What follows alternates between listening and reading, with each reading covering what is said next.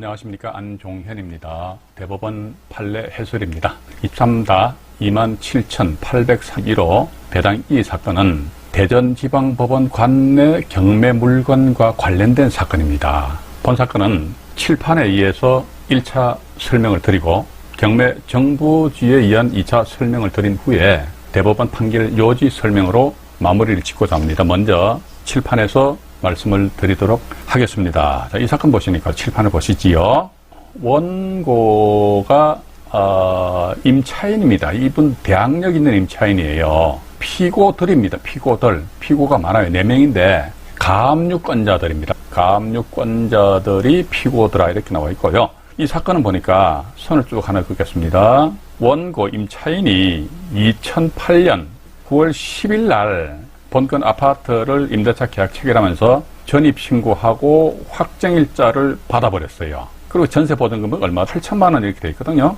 이 상태에서 그 뒤에 2009년 3월 이후로 가압류가 4건이 설정되었습니다. 근데 이 가압류권자 4건의 청구액, 총 청구 채권액을 보니까 1억 6,600만 원입니다. 1억 6,600만 원이고 원고 임차인 2008년 9월 10일 날 전입신고한 이 임차인이 2011년 7월 달에 본인이 살고 있는 아파트를 경매 신청하였는데 강제 경매 신청을 하셨어요. 임대차 계약 기간은 2008년에서 2010년 9월 10일까지였는데 아마 그 이후에 이제 소유자가 집주인이 전세금 8천만 원을 반환해 주지 못했던 모양입니다. 이러다 보니까 이 임차인은 그 소유자를 상대로 전세금 반환 청구 소송에 의한 판결문 가지고 2011년 7월 달에 강제경매 신청을 하였는데 여기에서 경매 사건에 있어서 보면요. 이해관계인들은 법원이 공고한 배당 요구 종기일까지는 권리신고 및 배당 요구 신청을 제출해야 되거든요. 근데 이 임차인은 편의상 이 임차인을 A로 하겠습니다. A 이분은 말이지요. 경매 신청하니까 법원에서는 뭐 배당 종기를 지정해서 공고를 했겠지요. 그런데 이 임차인 A라는 분은 권리신고 및 배당 요구 신청서를 제출하지 않았다는 겁니다. 않은 상태에서 그 뒤에 이 사건이 보니까 9,100만 원에 낙찰이 되고 또 이 사건은 재경매였습니다. 재경매다 보니까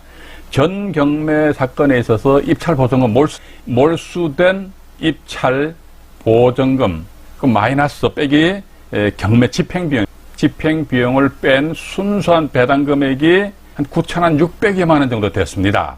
그런데 집행법원에서는 배당을 어떻게 했느냐? 그러니까 9,600만 원이면은 이 사람이 강제경매 신청을 했는데 우리 법원에서 배당 요구 종기를 이때 공고했단 말이지요. 그런데 이때까지 이 사람은 권리신고의 배당 요구 신청서 제출을 안 했다는 겁니다. 안 했기 때문에 이 사람 우선 변제권이 없다. 따라서 9,600만 원의 순수한 배당 금액이다 그러면요.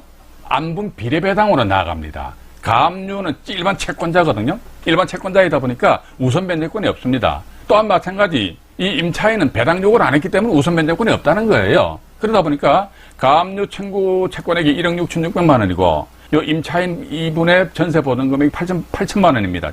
전체 보니까 2억 4,600만 원, 2억 4,600만 원이 되는 거예요. 그러고 나서 임차인은 자기 전세 보증금 8천만 원 이런 식으로 계산하다 보니까 이 임차인에는 약 한 3,300만 원 정도가 배당이 됐어요. 이러니까 임차인 A라는 분은 무슨 소리 하느냐. 나는 이때 전입신고하고 확정일자까지 받아놨단 말이지. 집주인이 나한테 보증금을 안 줘가지고 집주인을 상대로 전세금 반환 청구 소송 제기해서 판결문 가지고 힘들게 강제경매 신청을 했는데 왜 나한테 8천만 원 전액 9,600이니까 여기서 8천만 원 전액 다 안 주고 왜 일반 가압류권자들과 같이 동등하게 안분 비례배당을 하는 얘기 말이 안 된다. 이래서 이게 대법원까지 올라갔던 그런 사건입니다. 근데 대법원의 어떤 판단 내용은 제가 조금 이따가 대법원 판결 요지도 이제 보여드리겠습니다만은 임차인이 전세금 반환 청구 소송에 의한 판결문 가지고 강제 경매 신청을 하였다는 것은 우선 변제권을 행사한 것이다. 이분 같은 경우 A라는 분은 말이죠. 대학력, 전입신고, 가압류 등 이런 그 소멸 기준 권리보다도 먼저 전입신고였으니까 대학력이지요. 확정일자도 빠르죠. 그러니까 이런 A라는 분은요. 대학력과 확정일자에 의한 우선 변제권 두 가지를 같이 가지고 있는 거예요. 그런데 이분이 경매 신청했다는 것은 자기는 우선 변제권을 선택한 것이 된다.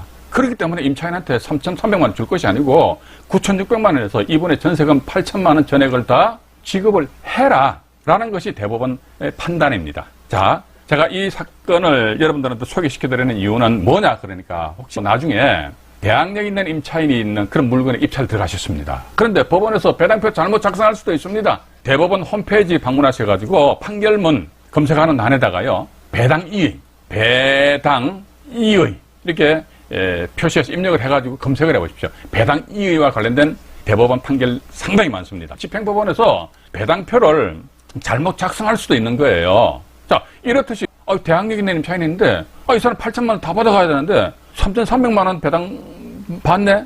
그나마 이 사건 같은 경우는 원고 이 임차인이 배당기일날 배당2를 제기했으니까 다행이지. 그렇지 않고 법원에서 3,300만 원 주는구나. 야, 그럼 내가 받고. 야, 근데 내 보증금이 8천만 원이잖아. 내가 3,300만 원 받았으니까 4,700만 원에 대해서는 낙찰자 당신이 나한테 줘. 이런 식으로 여러분들 복잡하다는 겁니다. 원래 4,700만 원은 낙찰자가 안 줘도 됩니다. 요 내용 관련 부분 가서 말씀드리겠습니다만은 이런 상황이 발생되었을 적에 여러분들은 배당기일날 가보셔가지고 보니까 이 사람 실질적으로 8천만 원 배당받아야 되는데 어떻게 법원에서 3,300을 배당해 준다면 임차인한테 배당2를 제기하라고 그러면 됩니다. 배당2는 어떻게 제기한다? 그러니까 배당기일날 참석해가지고 구두상으로 배당2 제기하는 거예요. 나 저 사람들 배당받는 금액에 대해서 배당2 제기합니다. 그럼 법원에서는요, 그래? 그럼 일주일 안에 배당2 소송을 제기해라. 그러고 나서 소제기 정명원을 발급받아가지고 담당 경매에 제출해라. 이런 식으로 이야기한다는 것이죠. 이런 식으로 여러분들이 사전에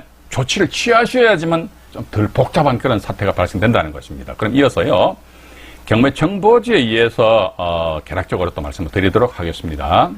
대법원 2013다 27,830유로 배당2 관련 사건 경매 청부지가 이 사건입니다. 그건 이제 뒤에 사건 번호 좀 치워버렸습니다만은 이 사건 보니까 1차로 14명이 엉찰하셨네요. 이모 씨라는 분이 1억 1,000여만 원에 쓰셨다가 대금 납부를 안 하셨네요. 그럼 이분 같은 경우 770만 원 입찰 보증금 몰수입니다. 몰수인데 대전지방법원 같은 경우는 재매각임에도 불구하고 입찰 보증금 10%로 합니다. 일부 법원에서는요, 반드시 재매각 한다니까 최저 매각 금액이 20%, 30% 이렇게 하는 건 아닙니다. 법원의 재량형입니다. 입찰 보증금액 몰수하되 재매각 사건에 있어서 입찰 보증금액은 10%로 한다. 그럼 10% 하는 거예요. 그래서 최모 씨라는 분이 9,100여만, 뒤에 10원짜리를 하나 더 붙이셨네요. 9,100여만에 낙찰 받으셨는데, 이 사건의 밑으로 잠깐 내려가 보겠습니다. 내려가 보니까 확대를 좀 해드릴게요. 네. 여기 보시게 되면은 이분이에요. 이분은 아마 2008년 9월 10일 날 전입신고하면서 같은 날짜에 확정일자 받았거든요. 근데 배당은 없어. 배당 요구를 안 했던 모양입니다. 전세보증금 8천만 원입니다. 소유권자가 이제 김모 씨로 나타나 있다 이거죠. 그 뒤에 보니까 가압류가 4건이 설정되어 있지요.